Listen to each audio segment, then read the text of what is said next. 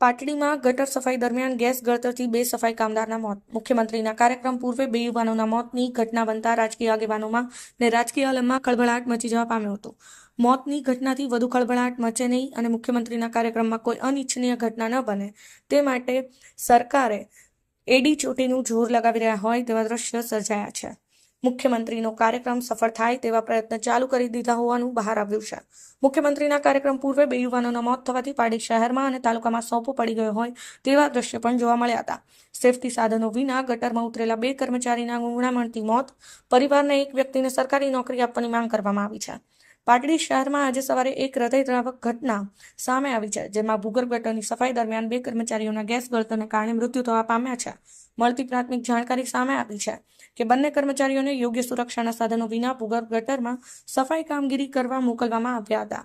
ત્યારે ગટરમાંથી નીકળતા ઝેરી ગેસના કારણે બંને કર્મચારીઓને શ્વાસ લેવામાં તકલીફ પડી ને તેઓ બેભાન થઈ ગયા. સ્થાનિક લોકોએ તાત્કાલિક બંનેને બહાર કાઢવાનો પ્રયાસ કર્યો, પરંતુ ત્યાં સુધીમાં ખૂબ મોડું થઈ ગયું. મૃતકોના પરિવારજનોએ આ ઘટના માટે જવાબદાર અધિકારીઓ સામે સખ્ત કાર્યવાહીની માંગ કરી છે. તેમની માંગ છે કે આ કેસમાં સાપરાધ મનુષ્યવધ હેઠળ FIR નોંધવામાં આવે તેવી માંગ ઉઠી છે. સ્થાનિક પોલીસે ઘટનાની ગંભીર નોંધ લીધી છે અને તપાસ શરૂ કરી છે. ઘટનાએ એકવાર ફરી સફાઈ કર્મચારીઓની સુરક્ષાના મુદ્દાને ચર્ચાનો વિષય બનાવ્યો છે.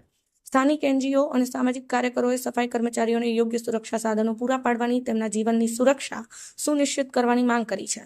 આજે પારડીમાં 2 યુવકો સફાઈ કામ કરતી વખતે મોત થયા છે.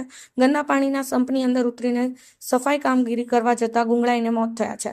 વાલ્મીકી સમાજના આગેવાનોએ સરકાર પાસે માંગણી કરી છે કે નિયમો અનુસાર મૃતકના પરિવારજનોને રોકડ રકમની સહાય આપવામાં આવે અને સાથે સાથે મૃતકોના પરિવારના એક વ્યક્તિને સરકારી નોકરી આપવામાં આવે. સરકારે અનેક વખત કીધું છે કે ગુજરાતમાં મેન્યુઅલ સ્ક્વેવેન્જ બંધ થઈ ગયું છે, પરંતુ એ વાત ખોટી હોવાની ચર્ચાઓ વહેતી થવા પામી છે.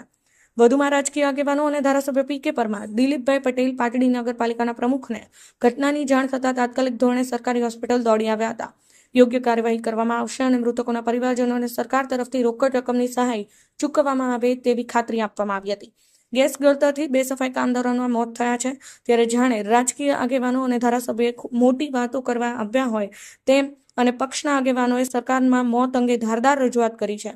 મૃતકોને યોગ્ય વળતર મળે અને પરિવારને સાચો ન્યાય મળે તે માટે અમે આપની સાથે છીએ તેવી ચર્ચાઓ સાંભળવા મળી હતી. આ ઘટના ઉપર રાજકારણનો પડદો નાખી ઘટનાને રફેદફે કરવાનો પ્રયાસ કરવામાં આવતા હોય તેવા તર્ક વિતર્ક સાથે ગંભીર સવાલ ઉઠવા લાગ્યા હતા. 2 સફાઈ કામદારોના મોત અંગે જવાબદાર કોણ છે?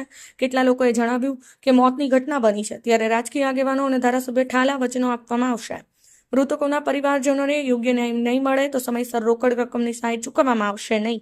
જ્યારે મૃતકોના પરિવારજનો ઠાકી અને પગના તળિયા ધસી જશે ત્યારબાદ કદાચ ન્યાય અને સહાય મળે તો નવાઈનું.